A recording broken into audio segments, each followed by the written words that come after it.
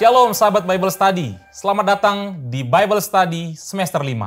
Saya Roni Sitorus akan memandu acara ini, dan hari ini kita bersama seorang hamba Tuhan, yaitu Pastor Randy Chandradinata. Shalom Pastor Randy. Halo Bro Roni. Ya. Pastor Randy ini adalah seorang hamba Tuhan yang melayani di Gereja Bethel Indonesia, Jemaat Ebenezer Jakarta. Dan Pastor Randy juga dikenal sebagai Pastorgram. Wah, ini menarik nih. Kenapa Pastor Randy disebut Pastorgram? Apa karena ditabiskan di Instagram? Boleh dijelasin, Ya, Pastor? jadi istilah Pastorgram ini sendiri kan sebenarnya baru-baru ini ya muncul ya.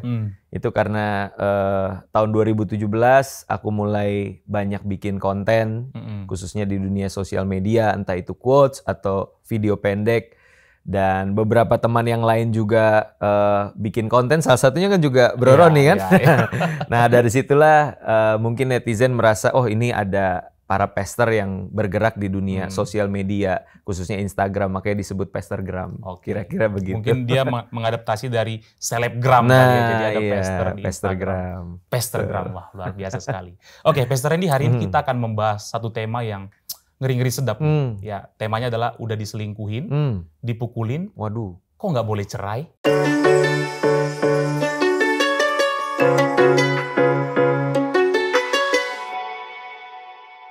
Ngomong-ngomong tentang perceraian, data Badan Pusat Statistik Indonesia yang dirilis bulan Februari tahun 2022 menyebutkan bahwa selama kurun waktu 4 tahun dari tahun 2017 sampai 2021 ada peningkatan kasus perceraian sebanyak 53%. Dan di tahun 2021 ada 447.000 lebih kasus perceraian yang terjadi di Indonesia. Dan kita bisa pastikan bahwa dari 447.000 kasus itu pasti ada keluarga Kristen. Jadi Pastor Randy, kalau kita melihat data ini, maka perceraian itu adalah kasus yang cukup serius, cukup real, dan orang Kristen tidak boleh menutup mata terhadap kasus ini. Sehingga yang mungkin perlu dijelaskan secara mendasar adalah, apa sih kata Alkitab tentang perceraian, Pastor? Iya.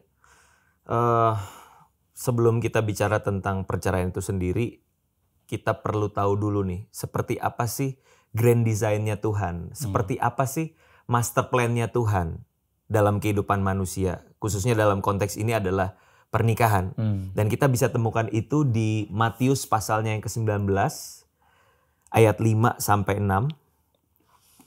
Bagaimana di situ Tuhan Yesus sendiri yang berfirman.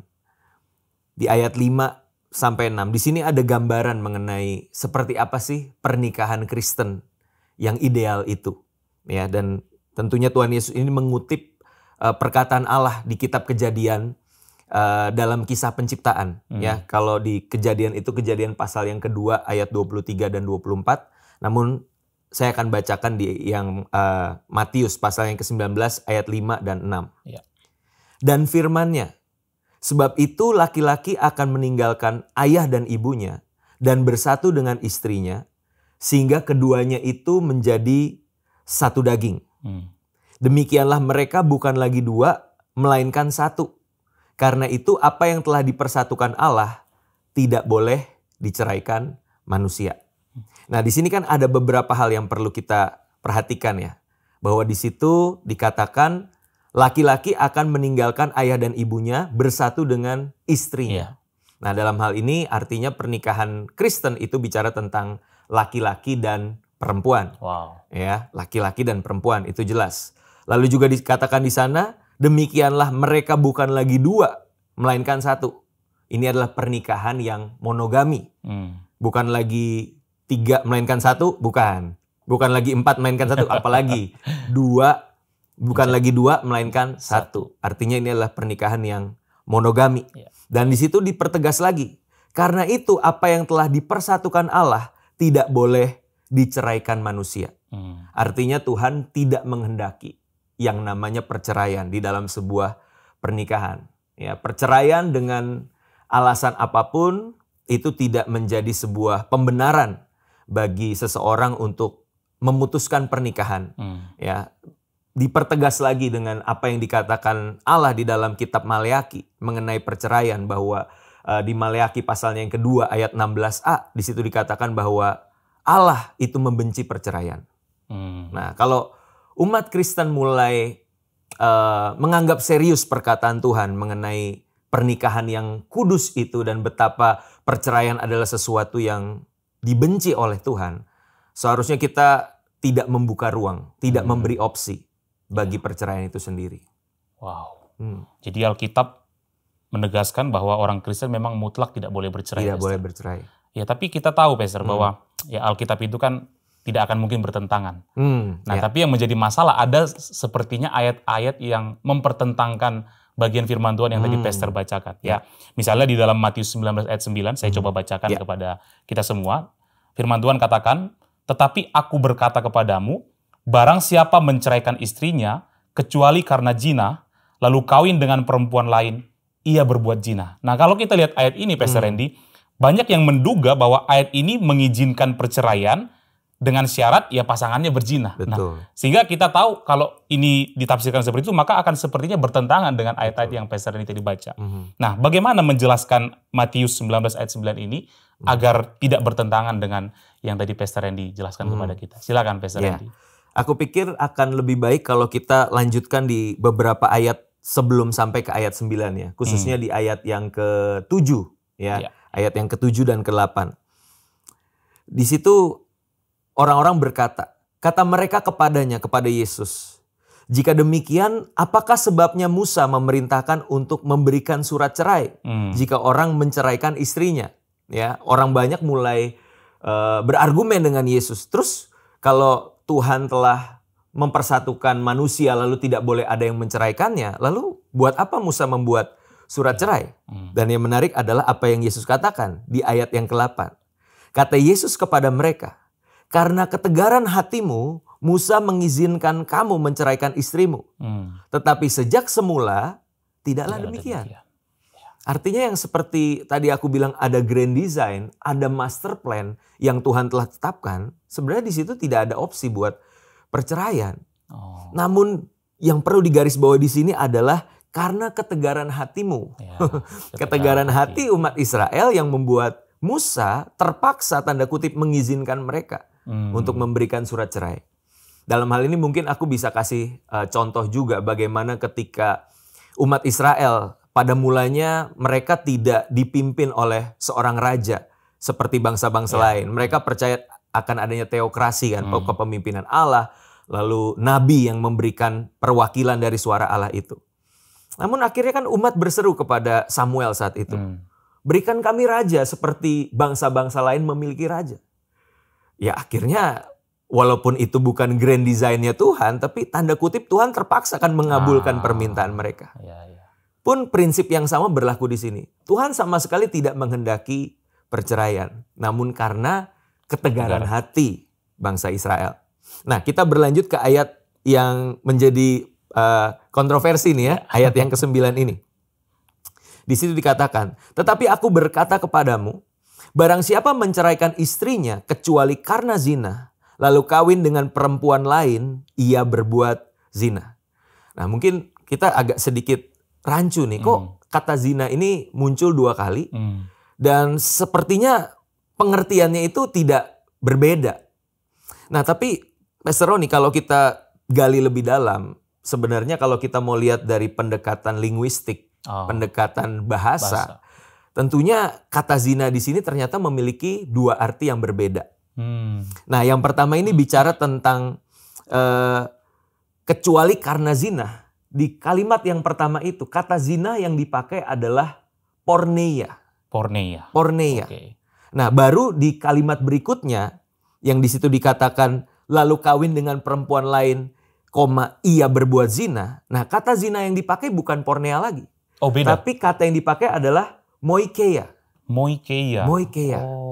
Dua kata yang berbeda ya. Dua kata yang berbeda. Namun memang LAI dalam hal ini menggunakan kata yang sama, yaitu zina. Tapi sejatinya dalam bahasa Yunaninya itu memiliki 2 arti yang berbeda.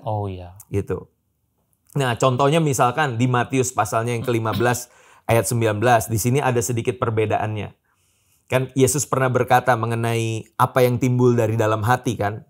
Di ayat 19 dikatakan, "Karena dari hati timbul segala pikiran jahat, pembunuhan, perzinahan." Nah, perzinahan di sini menggunakan bahasa Yunaninya porneia. percabulan. Nah, percabulan di sini moikeia. Oh, diterjemahkan percabulan ya? Betul. Nah, ini ternyata ada dua hal yang berbeda di sini. Dan kita perlu untuk menangkap apa sih sebenarnya maksud dari dua kata ini. Ya. Ya, yang diterjemahkan sayangnya ya di ayat 9 ini sama gitu loh. Bersama-sama berbuat zina. Nah, ini ada beberapa penjelasan untuk kita ya mengenai kata zina itu sendiri. Mengenai kata porneia, porneia itu bicara tentang pelanggaran seksual yang dilakukan sebelum ikatan pernikahan.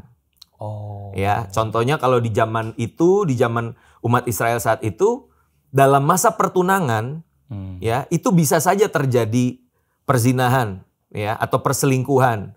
Sehingga akibatnya disitulah dikatakan ada porneia. Tapi kejadian itu terjadi bukan di dalam pernikahan, melainkan di dalam masa pertunangan. Nah, ini sesuatu yang berbeda. Sedangkan moikeia itu sendiri bicara tentang perzinahan yang dilakukan setelah pernikahan. Oh. Oke, setelah diberkati dalam pernikahan yang kudus, terjadi perselingkuhan, disitulah dikatakan sebagai moikeia. Nah, seperti apa yang dimaksud di ayat yang ke-9 ini? Kecuali karena zina. Artinya kecuali karena zina ini terjadi di dalam masa pertunangan. Bukan di dalam masa pernikahan. Kalau sudah masuk dalam pernikahan, tidak ada opsi kecuali karena zina. Oh. Ya, tapi kalau masih di dalam masa pertunangan, itu diperbolehkan. Kalau ketahuan pasangannya ini berzina, dia boleh untuk menceraikan pasangannya. Nah, kita bisa ambil contoh kisah yang sangat terkenal tentunya ya, kisah tentang Natal, kelahiran Yesus. Bagaimana di situ ada Yusuf dan Maria. Lalu di Matius pasal yang pertama ayat 18 sampai 19 kita menemukan bahwa Maria itu dikandung dari Roh Kudus. Ya, bukan hasil dari tindakan porneia tentunya. Ya, ini adalah pekerjaan dari Roh Kudus.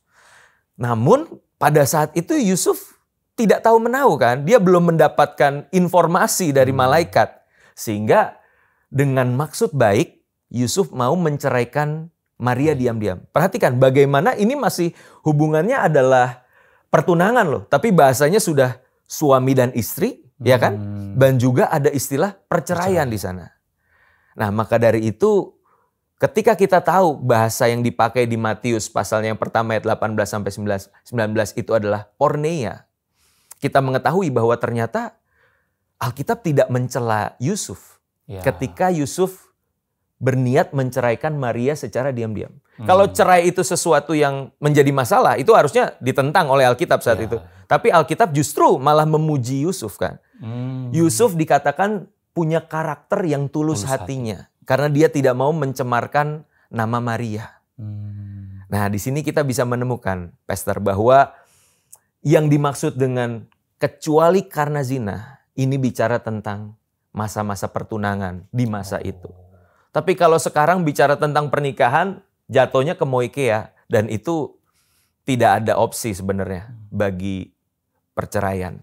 Wow, jadi Matius 19 ayat 9 ini sebenarnya sama sekali tidak mengizinkan perceraian ya, Pastor. Betul. Dan kata kecuali karena zina tadi sudah dijelaskan oleh Pastor Randy, terhadap perzinahan yang dimaksud adalah perzinahan di dalam pertunangan. Wow, luar biasa sekali. Ini pasti menambah insight baru buat semua sahabat Bible Study. Dan saya percaya kita semua terberkati dengan penjelasan dari Pastor Randy. Pastor Randy, saya masih punya banyak pertanyaan nih, Pastor. Tapi mungkin kita akan lanjut pembahasan kita ini di part berikutnya supaya sahabat Bible Study di rumah juga makin penasaran, Pastor. Sahabat Bible Study, jangan pernah lewatkan program Bible Study dan kita akan ketemu di part berikutnya. Oleh sebab itu, nantikan terus program Bible Study semester 5. Saya Roni Storus bersama Pendeta Randy Chandra Dinata, pamit undur diri. Sampai jumpa. Tuhan berkati.